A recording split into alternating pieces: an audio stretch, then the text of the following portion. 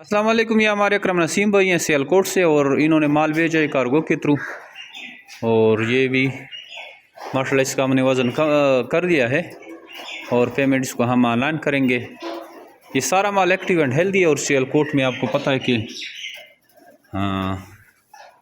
खरगोश फार्मिंग जो है माशाल्लाह से हमारा पहले भी माल आ रहा है सियालकोट से और ये मज़ीद माल आ चुका है। बाकी भी माल पड़ा हुआ है, कुछ का हमने खोल दिया है और कुछ मज़ीद खोल रहे हैं।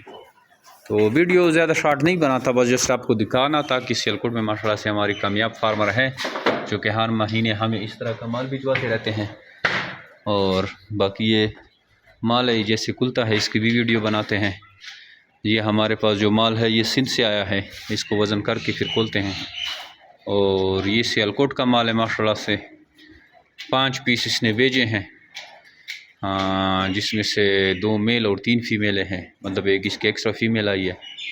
और इसका भी स्टॉक बिल्कुल एक्टिव एंड हेल्दी है। इनके साथ हमारा एग्रीमेंट चल रहा है और अभी इनका जो पेमेंट है वो इसको हम ऑनलाइन करेंगे।